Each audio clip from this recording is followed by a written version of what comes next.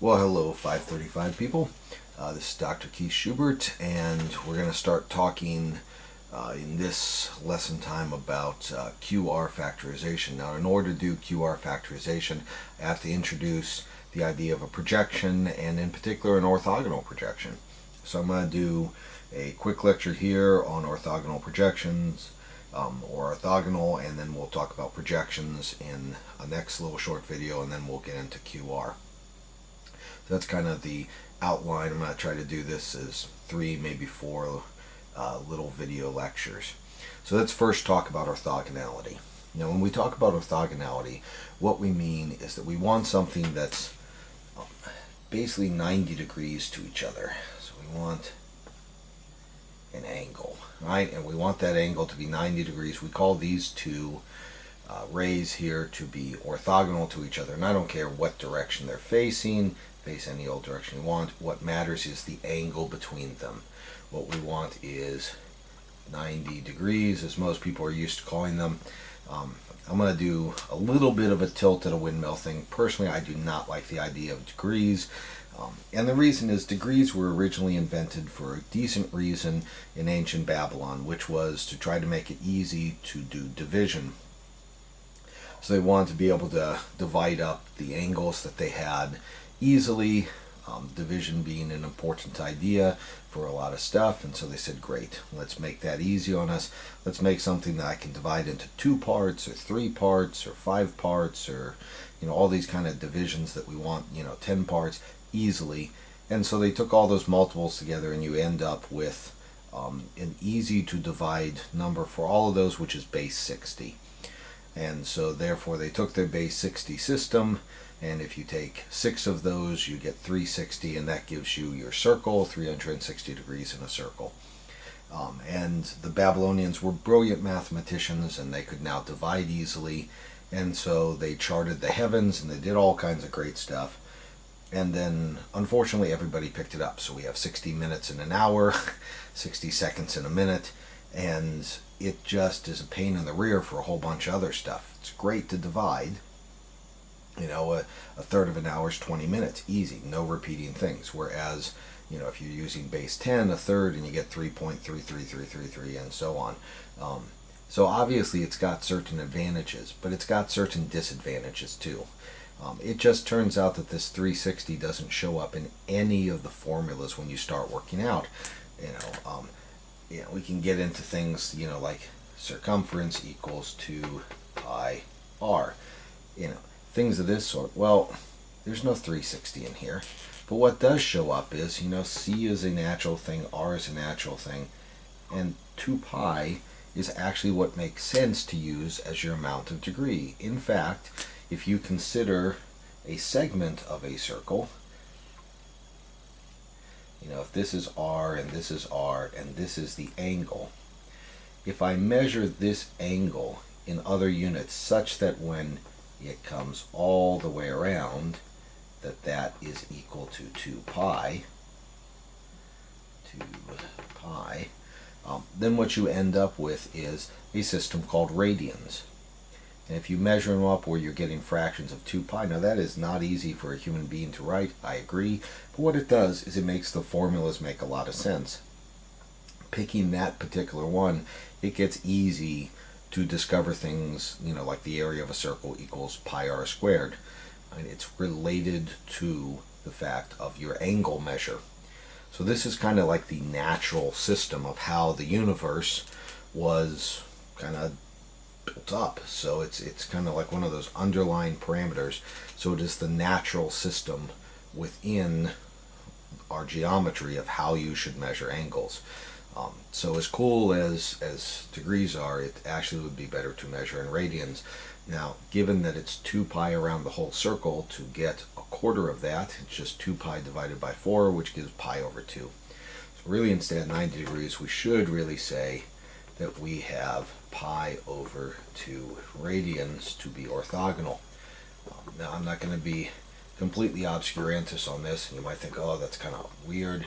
But if we started learning it early, we would be much better off. Now, given that thing that we want pi over 2 radians between them, actually if you use MATLAB or Scilab, angle measures are all in radians. So this is actually true of most library functions too. So since you're computer scientists and computer engineers, you should learn the idea of radians. It is all over because, like I said, it's the natural way to measure things. Okay, now we want to talk about this orthogonality idea. That is that we want this angle measure so that, there's basically, if you considered it this way, if I have a line sticking up, if it is orthogonal, there is no shadow from a sun directly overhead. Right? This is kind of the high noon idea. Right? If the stick was angled a little bit and the sun was overhead, it would cast a shadow. And this is going to become important as the idea of a projection. That little shadow is going to become our projection. So to accomplish this, we have to think of, well, what relates to this idea of measuring angles that we have so far?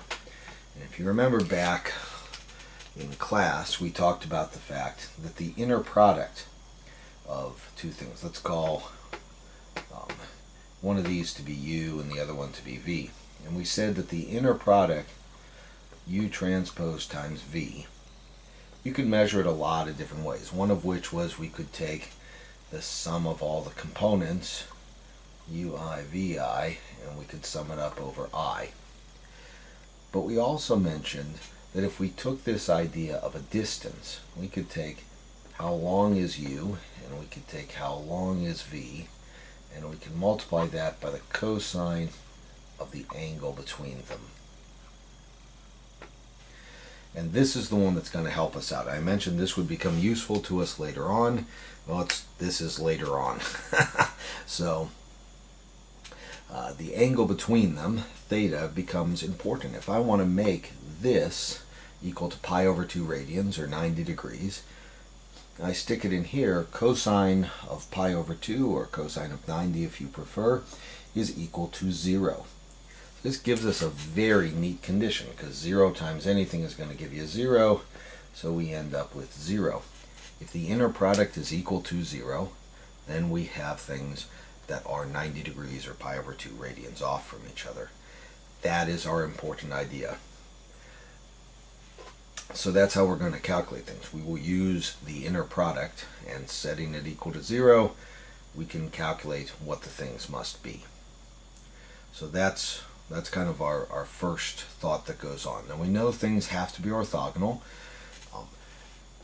and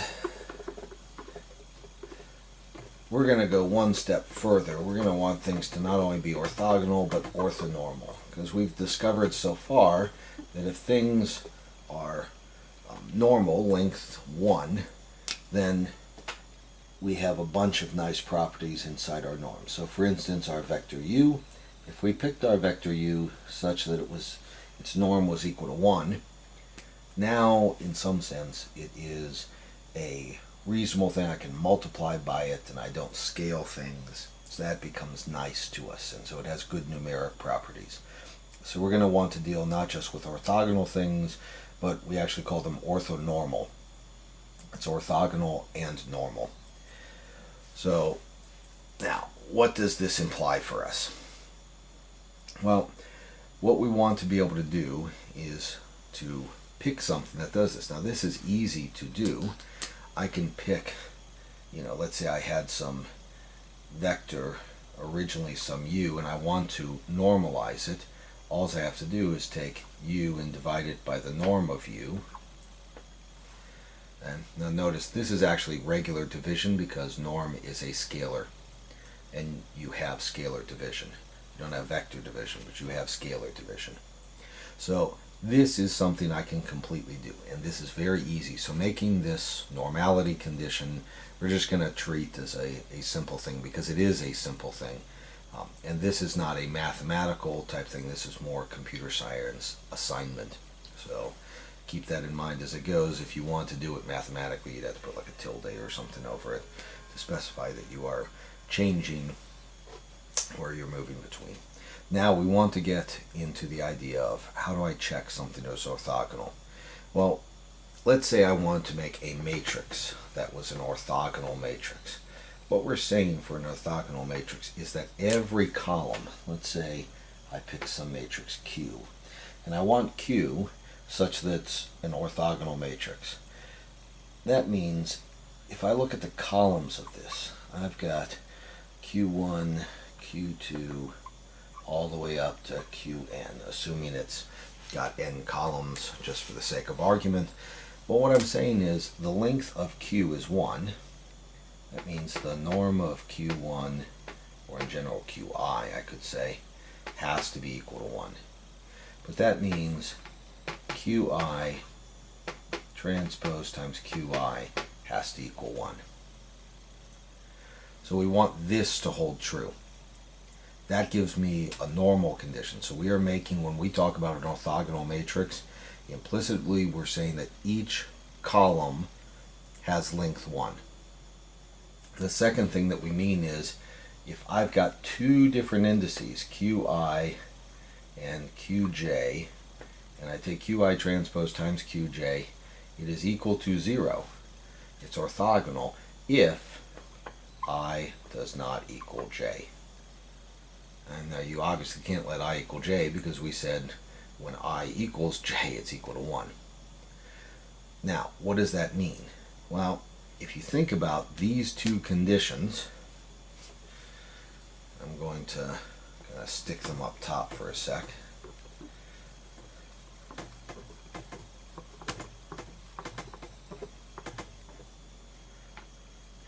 Imagine, right, so I want Qi transpose times Qi equals 1, and Qi transpose times Qj equals 0, assuming I does not equal j.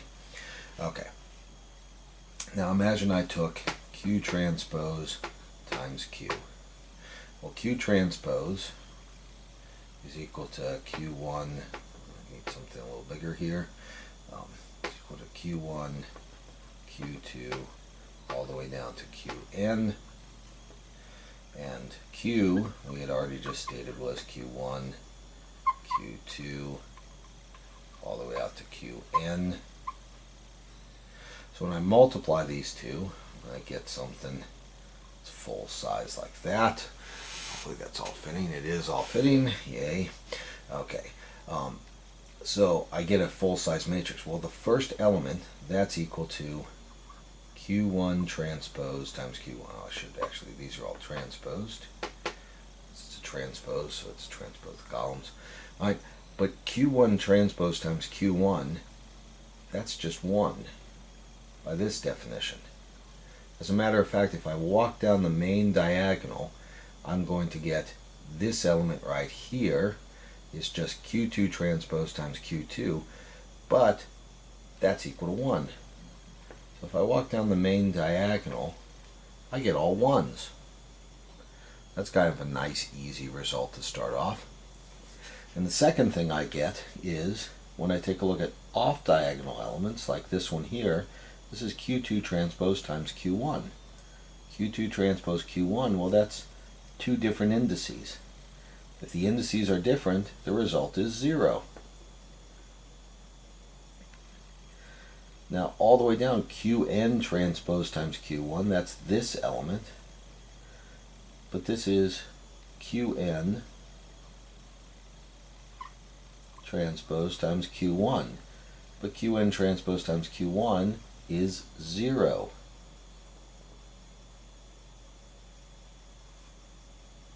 That's true for everything in between.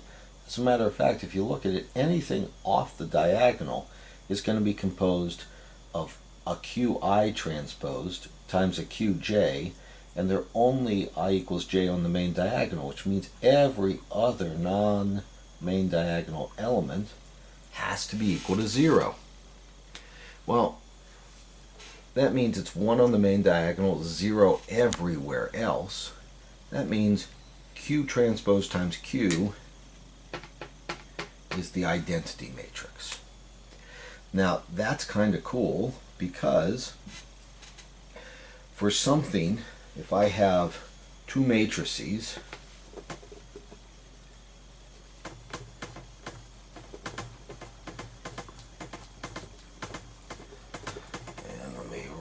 here. If I have two matrices, some A and B, such that they equal I. Okay? Now, if you think about what this is telling me, if I were to try to get rid of A, let's assume that their inverses exist here for a sec, and I were to take this and say multiply by A inverse on the left-hand side, then I would have A inverse times A times B equals A inverse times I. Remember, if you're going to multiply on the left, you have to stay on the left. That's going to just become identity, which means B, and A inverse times this means B is acting as A inverse. Now, technically I have to show it on both sides. This is the first part of the Moore-Penrose pseudo-inverse. But you can actually see that A, at the very least, is acting like the left inverse, because we haven't shown that left and right exist. But remember, if the inverse exists, which was my actual statement, then the left inverse is the right inverse. Therefore, this has to be true in general. And so by my assumption that the inverse exists, then I am good at this point. So that's telling me what's going on. Now, the orthogonal columns and the length of it tells me that it's a full rank matrix and it's got the rest of these good properties, so the inverse must exist. So therefore, that condition that we showed, that Q transpose times Q is equal to I, is tantamount to showing that Q inverse has to be whatever this is, which is my Q transpose. That's a big, nice condition to me, and this is going to actually become my second condition for my orthogonality, is that the inverse is the transpose, and then we want to show that, or we want to have that the norm is equal to 1 to give me my normality, which we've already kind of wrapped into this. So we've got a wonderful condition that goes off here, which is actually to calculate this. Now, if you think about it, it's kind of a pain to get that inverse normally. With orthogonal matrices, I get it really cheaply. I mean, I just have to transpose things. That's a memory flip.